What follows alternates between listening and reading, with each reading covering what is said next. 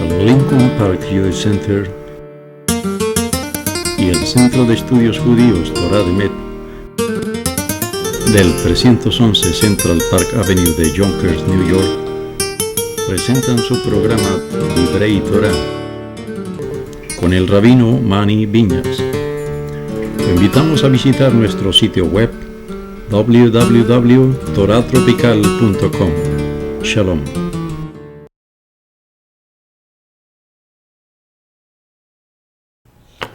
Ok, voy a hablarles sobre estamos ahora, por cierto, esta serie que estamos haciendo es una serie sobre los Talmidei Jajamim, los grandes maestros de Torah de la comunidad Ashkenazí, reacción a anteriormente, en el segmento anterior estudiamos los Jajamim de la comunidad sefaradita, ahora estamos estudiando las contribuciones de la comunidad Ashkenazí. Estudiamos de grandes Jajamim. Hoy quiero darles la historia de otro individuo que no fue rabino, pero que fue reconocido a través del mundo de los Ashkenazim como una persona muy importante, y van a ver por qué. Y este hombre se llama Ovadia Hager. Ovadia Hager. Ahora, anteriormente estudiamos, cuando estábamos hablando de los comentaristas sobre la Torá, hablamos del traductor Onkelos. Onkelos era originalmente Aquilas, un romano que se convirtió al judaísmo y tradujo la Torá al arameo. Y venía también de una familia de la nobleza. Pero Ovadia el Ger existió durante el principio del siglo XII en Francia. Era miembro de la nobleza de Normandía. La familia de él eran caballeros de Godofredo de las Cruzadas. Godofredo de Bouillon. Yes. Godofredo, el Papa Urbano II, en el año 1095, fue el que declaró las Cruzadas. Y la promesa era que la gente que iban a pelear en las cruzadas, cualquier soldado que se afiliaba a las cruzadas y se volvía caballero de las cruzadas, sería perdonado por cualquier pecado que haya hecho en el pasado y durante las cruzadas. Entonces la gente los hombres enseguida se inscribieron para ir a las cruzadas, y la idea era ir a Israel, a la Tierra Santa, a liberar la Tierra Santa de los musulmanes y de los judíos. Entonces los franceses se dieron cuenta que en lugar de ir a la Tierra Santa, a liberar la Tierra Santa de los herejes, tenemos aquí mismo en Francia, tenemos gente que no son cristianos, y empezaron a atacar a la comunidad judía. El padre por cierto, Ovadia el Ger originalmente se llamaba Johannes, el padre de él, fue hasta la tierra de Israel, peleó en las guerras, en las cruzadas, regresó a Francia, y el hermano de Johannes, Rudolfo, también fue a las cruzadas y era soldado de las cruzadas, y pelearon contra los judíos y contra los musulmanes, y regresaron a Francia y empezaron a atacar a la comunidad judía de Francia también. Y mientras tanto, Johannes, él escribió, por cierto, un libro, una autobiografía sobre sus experiencias, y por eso le voy a contar sobre la vida de él, porque creo que es una vida interesante. Él le gustaba estudiar, no era soldado, y estaba estudiando para ser sacerdote católico, y empezó a estudiar, y entre los estudios decidió entonces que él también quería ir a la Tierra Santa, pero no a pelear, sino a ver todos los lugares a donde habían ocurrido las cosas santas, los eventos, los milagros en la vida de Jesús y en la vida de los apóstoles. Y él se dio cuenta, pero un momento, si estudio nada más la vida de los apóstoles, no he estudiado la Biblia bien. Entonces empezó a estudiar el Antiguo Testamento y empezó a estudiar todas las experiencias, y fue a la Tierra Santa junto con su padre y con su hermano, y regresó, y mientras él estaba en la Tierra Santa decidió que el cristianismo no era verdadero y que el judaísmo era correcto. y decidió en su corazón que él iba a convertirse al judaísmo.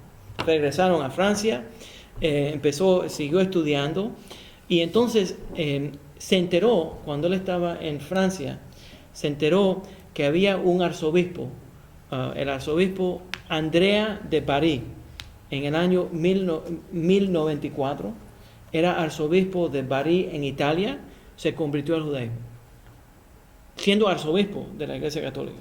Dejó su sacerdocio, se convirtió al judaísmo y se volvió un ger. Entonces, en la autobiografía, él escribe sobre la inspiración que él recibió del arzobispo de París, Andrea, que se convirtió al judaísmo. Le quiero leer lo que dice. Dios, el Santo, puso el amor a la ley de Moisés en su corazón. Se fue de su país y de su sacerdocio y de su gloria como sacerdote, y se fue para Constantinopla, a donde hizo circuncisión. Allí sufrió gran persecución y tuvo que correr delante de los incircuncisos que querían matarlo, pero otros lo copiaron. Parece que un grupo de cristianos en Constantinopla fueron convencidos por este arzobispo a convertirse al judaísmo, y un grupo en masa hizo conversión al judaísmo en el año 1095. ¿Ya? Entonces, entonces él lo copiaron y se fueron todos para Egipto, y allí en Egipto empezaron a vivir vidas judías, y esto le causó gran vergüenza a los miembros de la iglesia de Constantinopla. ¿Ya? Entonces él escribe la razón que él fue atraído al judaísmo es que él no podía confirmar las leyes, las experiencias que habían ocurrido en el Nuevo Testamento, pero empezó a darse cuenta que todo el mundo estaba de acuerdo que las historias que están en la Torá son verdaderas. Entonces, si los cristianos pueden confiar en el Antiguo Testamento, y los judíos pueden confiar en el Antiguo Testamento, y hasta los musulmanes tienen partes del Antiguo Testamento en el Corán, entonces se dio cuenta que tiene que ser que lo único que puede confiar uno es en el judaísmo. ¿Ya? Entonces dejó atrás todo el cristianismo y se fue para Alepo. Se fue para Alepo en Siria y fue a ver a un rabino que se llamaba Baruch ben Yitzhak. El año era 1102.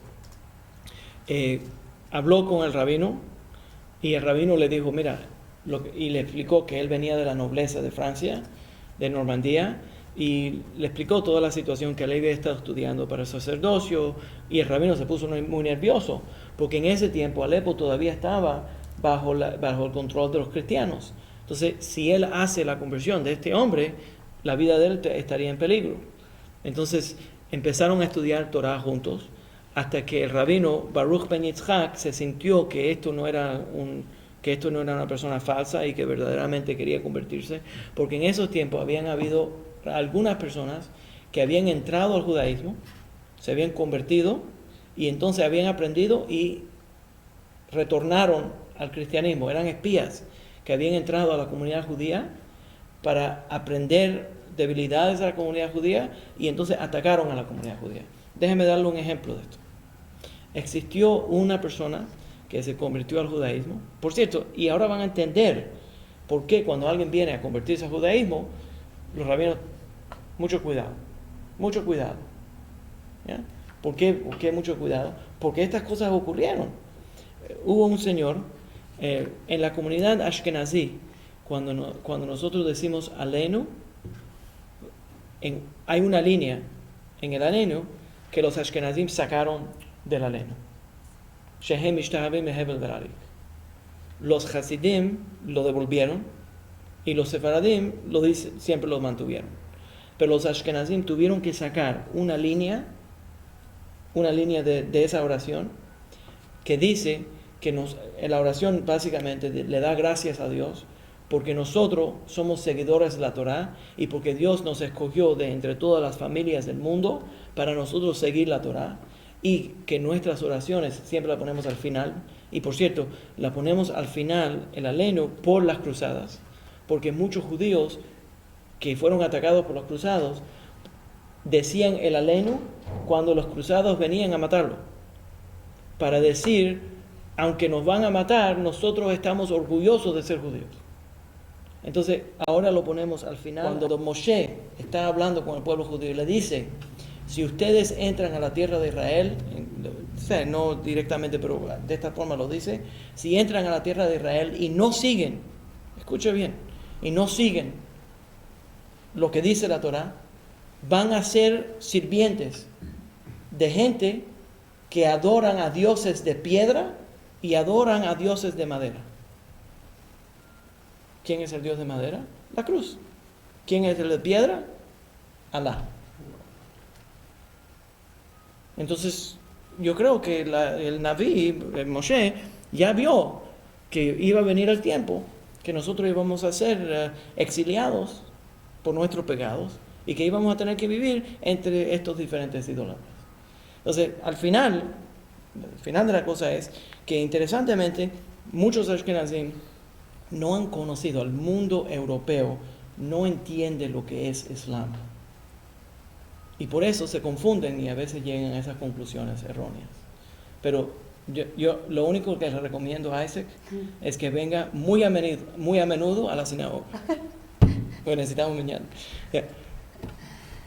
¿Pregunta? ¿Todo el mundo bien? Hay muchas que sí. Sí, me imagino que sí. Ampliar, por favor.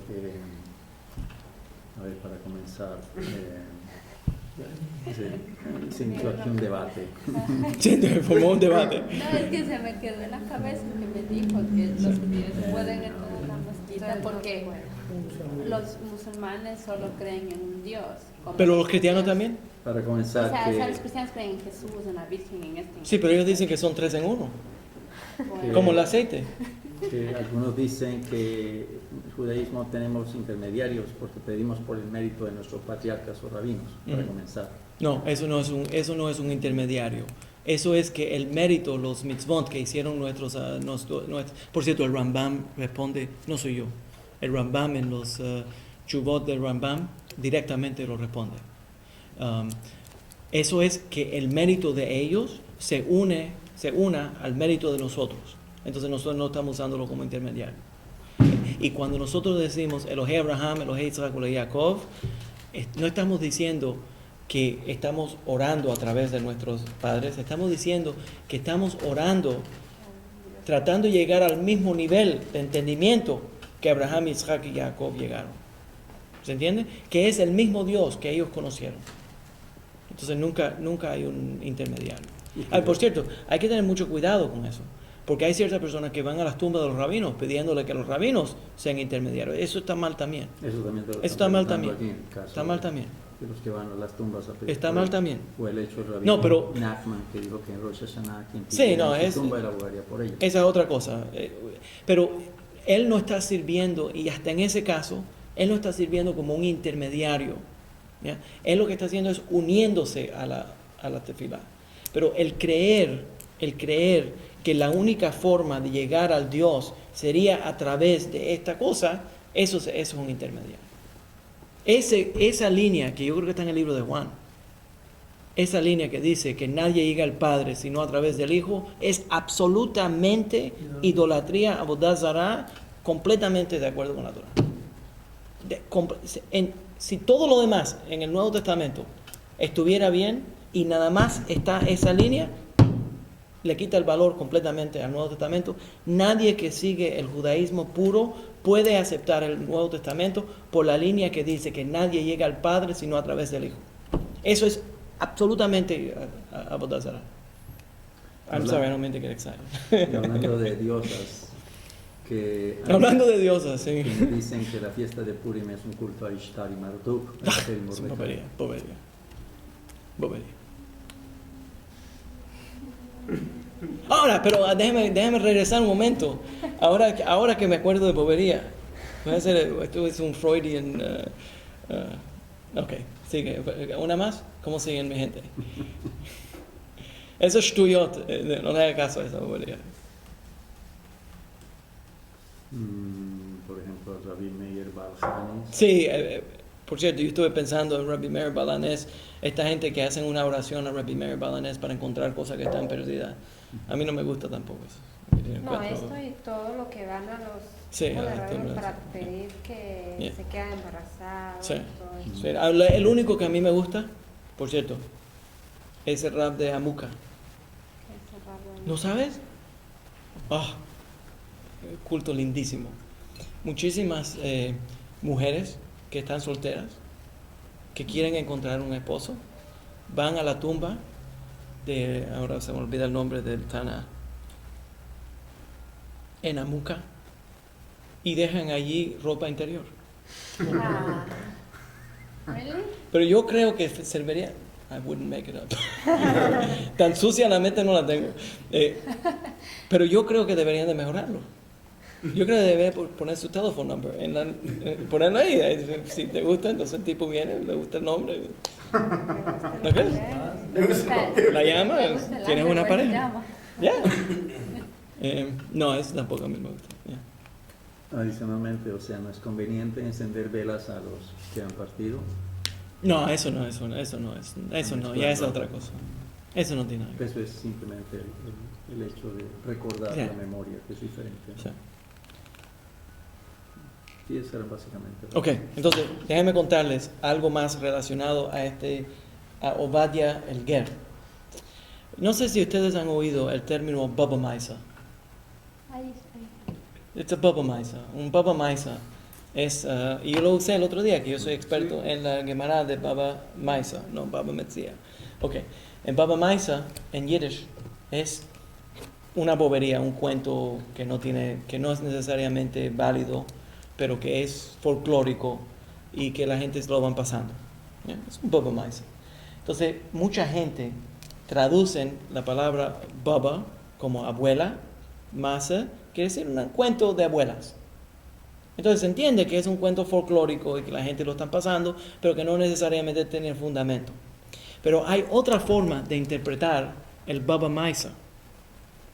Y lo aprendí de un profesor que enseña en Stanford University. Y este es Fishman, Schickel Fishman. Es experto mundial en Yiddish. Experto en el idioma de Yiddish. Y como es increíble la mente de él. Y me explicó que uno de los primeros libros publicados en Yiddish fueron los cuentos, son cuentos, no fueron historias, cuentos de un caballero cruzado que se llamaba Baba, que era un judío que defendía a los judíos de las cruzadas. Y era ficción completamente inventado, pero eran las imaginaciones de los judíos, alguien que los estaba defendiendo. Y este Baba, entonces si coges el caballero que se llamaba Baba y le dices una historia de Baba, entonces tienes un Baba Maisa. ¿Se entiende? Entonces era muy común entre la imaginación de estos judíos que estaban desafortunadamente viviendo una vida tan horrible, tan pesada, imaginarse que alguien los iba a defender. ¿Bien? Entonces, en la imaginación tenías aquí a una persona que había salido de la nobleza, de la gente que nos odiaba, de la gente que nos había hecho terrible y había visto la luz. Entonces mucha gente le dio mucho valor a esto. Hay otro ger que ocurre mucho más luego, que también se volvió bastante popular. Esto es Abraham ben Abraham. Abraham ben Abraham, el ger, se convirtió al judaísmo en Lituania, siglo XVII. Se convierte al judaísmo, aunque era ilegal contra la ley del gobierno convertirse al judaísmo. Pero lo hizo en secreto y empezaba a ir a la sinagoga, iba a la sinagoga, y en esos días tenían un guardia del gobierno, de la policía, que se paraba en la entrada de la sinagoga y mantenía la orden en la sinagoga. de verdad estaba vigilando a los judíos. Y eso ha ocurrido a través de los siglos, por cierto. En muchas ocasiones, los ritos judíos se tuvieron que cambiar en la sinagoga porque los gobiernos mandaban a un espía a que entre a la sinagoga y le mantenga un ojo a los judíos para que ellos no puedan hacer ciertas cosas. ¿Ya? Uno de ellos, el más famoso, es la Haftará. La Haftará es la sección profética que se lee después de la lectura de la Torá. ¿Lo has visto en la sinagoga? Que alguien viene y lee directamente ahí. Eso se hizo durante el tiempo de los griegos, porque los griegos prohibieron la lectura de la Torá, de los 5 libros de Moisés, pero luego dijeron que podían leer historias culturales. Entonces, las historias culturales, los rabinos escogieron secciones de los profetas después, que recordaban a lo que hubiéramos leído en la Torá si no hubieran guardias. Entonces leían esa versión y la gente lo veía y decía, yo me acuerdo lo que hubiéramos leído. Entonces de esa forma mantuvieron una conexión entre la sección profética y la sección de la Torá. Entonces hoy en día todavía leemos la Haftará después de la lectura de la Torá para recordar ese periodo, y porque esa porción de los profetas está conectada filosóficamente, simbólicamente a la porción de la Torá que leímos. ¿Es la razón que se lee la Haftará después de la Torá? ¿Esa es la razón? Correcto, la razón que se lee la Haftará después. ¿Ya? Eso se añadió durante. Hay otro, y eso es cuando, si vienen temprano, les recomiendo que lleguen temprano. Si vienen temprano, oirían el primer Shema. El primer Shema se hace un Shema tempranito, y entonces luego se hace el Shema oficial. Y la razón es porque habían guardias que venían a la sinagoga, entonces los rabinos instituyeron decir un Shema temprano antes de que los guardias lleguen. Porque los guardias no querían oír ese Shema. Nosotros no teníamos permiso de decir Shema. Teníamos que creer en los 2 dioses de Zoroaster. Porque Zoroaster tiene 2 dioses, un Dios bueno y un Dios malo. ¿Ya? Entonces ellos no querían permitir que los judíos digan Shema Israel Adonai Adonai Echad, que es uno. ¿Ya?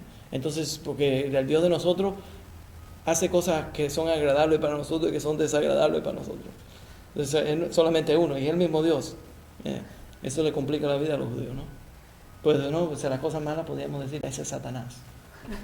Pero los judíos que somos monoteístas, no podemos decir que ese es Satanás. Es Dios. Todo está bajo control de Dios. Bien y mal, guste a mí o no me guste. Anyways, se entiende el punto. So aprendieron sobre Obadiah de Elguer y aprendieron sobre Baba, la historia de los en Yiddish, el Baba Maisa. ¿Qué hora es? 8:30.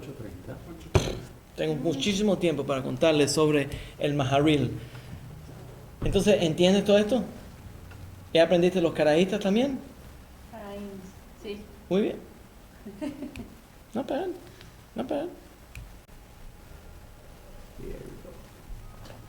Espérate, antes de empezar esa sección, ¿ustedes saben lo que es la Kenizá de Cairo? ¿Saben lo que es una Kenizá? No. Una Kenizá en todas las sinagogas, todas las comunidades, cuando una Torá o tefilín o libros santos, el Sidur, ya se gastó, ya no se puede botar porque tiene santidad. Una mezuzá que ya se dañó pero todavía tiene santidad, un Sefer Torá que ya tiene tanto daño que no se puede arreglar, los tefilín, todos esos documentos son tan sagrados que no se pueden botar, no se pueden quemar, no se pueden destruir. Hay una ley en la Torá que dice que uno nunca puede dañar el nombre de Dios. Entonces, cuando ya uno escribió el nombre de Dios, uno no puede dañarlo. Y especialmente si ya está impreso en un sidur y la gente ha orado de ahí, entonces ya se vuelve una cosa sagrada. Entonces, por cierto, por esa razón, cuando un sofer escribe el nombre de Dios, no puede borrarlo. A veces, yo recibí una vez una Torá donde decía Hashem, Hashem, El Rahum Behanun, decía Hashem, Hashem, Hashem, El Rahum Behanun. Y la gente lo leyeron por mucho tiempo y ya se acostumbraron a leerlo y no lo veían.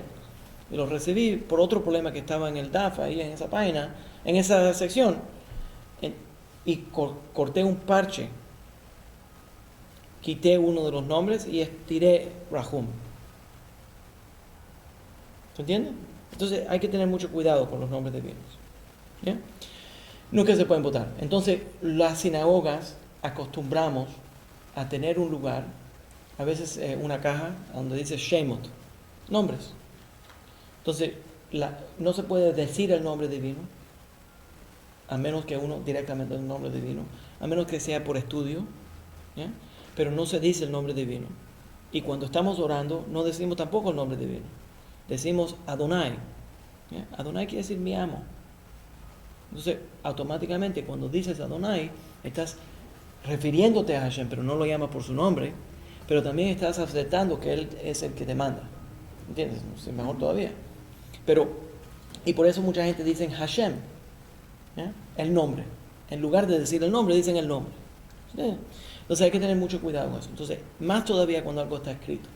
Entonces, muchas sinagogas mantienen un lugar, un repositorio, a donde cogen todas las cosas que ya se están dañando, o que ya están dañadas, y las entierran o las encierran en un cuarto, y ahí se quedan para todo el tiempo. ¿Ya? Eso es la Genizá. ¿Ya? Y en algunos lugares tienen como un lugar en el cementerio, a donde cuando ya un Sefer Torah está muy dañado, se entierra ese Sefer Torah.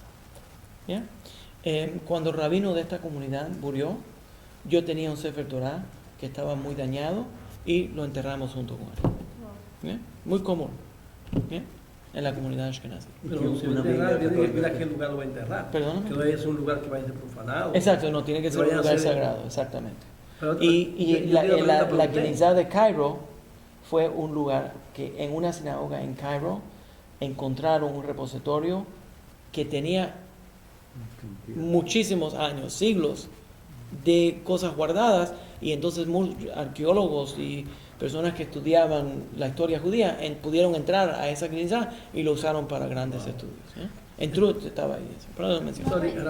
¿Qué pasaría con Perdón, él está diciendo. Una Biblia católica, ¿qué se hace con ella? Una Biblia católica no es santa. No es santa. Y es que tenga el nombre de Hashem. No importa. El nombre de Hashem nada más es cuando la persona tiene kavanah, cuando tiene intención. Y por cierto, hay una teshuvah de Rav Moshe Feinstein, lo más interesante, para ArtScroll, para la compañía ArtScroll que hace Sidurim. Y la pregunta es, nosotros estábamos imprimiendo Sidurim, pero se dañaron. ¿Qué tenemos que hacer con ellos? Y él dice que se pueden votar.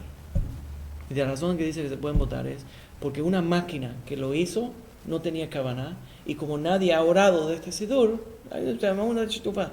una respuesta de Moshe Feinstein, como nadie ha orado de este Sidur, todavía no tiene kavanah. Pero enseguida que alguien abrió el Sidur y oró de él, ya tiene kavanah. ¿Ya hay kavanah y intención? Ya hay intención. Pero entonces, todo intención. Si una Torah de Met se destruyó, le cayó agua, el perro la mordió, la desgamó, ¿qué se hace? Entonces eso se tiene que enterrar. Se tiene que enterrar. Sí.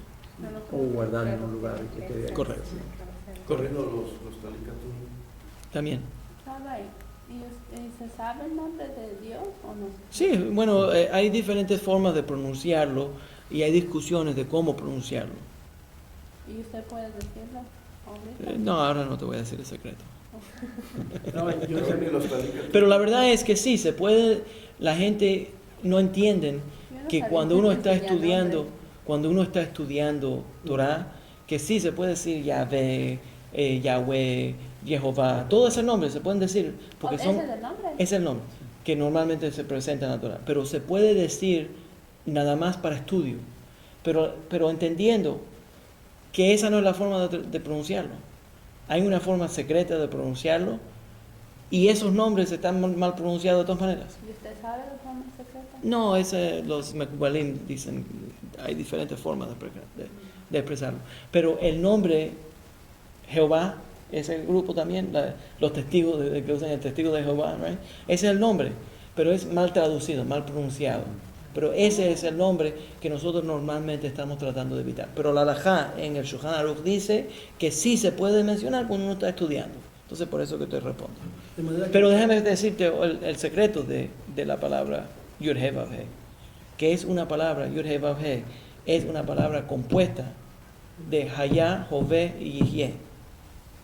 Fue, es y será. Hayá, Jové y Yihye, todas esas letras que forman la palabra Hayá, Jové y Yihye, forman la palabra Yud-He-Vav-He, que quiere decir que Él fue, es y será. ¿Entiendes la idea? Señora Rabbi, usted quizás no está respondiendo. Ahora, cuando nosotros tomamos los programas aquí cada sábado, eso tiene que ir entonces un repositorio ya después de un tiempo. Y todo. Correcto, porque Pues tiene- yo tengo eso guardado una a una así. Correcto, Ya vacío, yo, porque bueno. tiene diferencia. Ahora, Ok. por eso también hay mucha gente que cuando ponen la palabra God en inglés, en vez de poner la O, le ponen una flechita ahí. Un tico ahí, ¿no? Bueno, porque no quieren poner el nombre de Dios. Y en castellano, Ahora déjeme decirle que Soloveitchik tiene una respuesta que dice que no hay que hacerlo porque ese no es el nombre divino. Y normalmente no hay otra razón por no hacerlo, es que cuando te ponen un Devar Torah y cada vez que ponen la palabra God te ponen G-D. Pero no se puede votar el Devar Torah de tal manera, aunque no tuviera el nombre divino, porque es un Devar Torah. Sí, Entonces no tiene cualquier sentido. fotocopia de... ¿Me entiendes? Sí. No tiene sentido. Pero, ok, se entiende la idea. ¿Ok? Rabino, una preguntilla. Con el talica tú, cuando los exillas se dañan, Ujú. ¿se hay que enterrarlo también? Sí, te respondí, pero no me oíste. Sí, se tienen que enterrar. Sí, pero el Beged, hay Se opiniones que dicen que la tela no se tiene que enterrar, pero los Se tzitziot. corta. Sí. ¿Ok? Cualquier objeto también que se usó que es intrínseco a la mitzvah, también se tiene que usar. Nosotros tuvimos mi papá remodeló una sinagoga y cuando quitamos el Aron HaKodesh, que era hecho de madera, y lo estábamos botando, no nos dimos cuenta. El rabino, yo era un muchacho, el rabino Dov Rosenzweig, que era el sumo rabino ashkenazí de La Habana, los interrumpió y no pueden botarlo, porque es sagrado, porque se usó esa madera para aguantar los Sifrei Torah. Entonces, nos dimos cuenta, lo sacamos, hicimos libreros para aguantar Sidurim y Humashim dentro de la sinagoga, de la madera del Aron HaKodesh. Entonces, se tiene que tratar con mucho respeto. Se entiende también que el cuerpo del ser humano también se tiene que tratar con Por ese eso respeto porque tiene cosas sagradas, se hacen mitzvot con eso. ¿Ya? Ok. ¿Puedo entrar al Maharir ahora? Ok. Cuando El Lincoln Park Youth Center al campo salía, y el Centro de Estudios Judíos Torah de Met del 311 Central Park Avenue de Yonkers, New York, presentaron su programa Divrei Torah con el rabino Mani Viñas. Te invitamos a visitar nuestro sitio web www.toratropical.com. Shalom.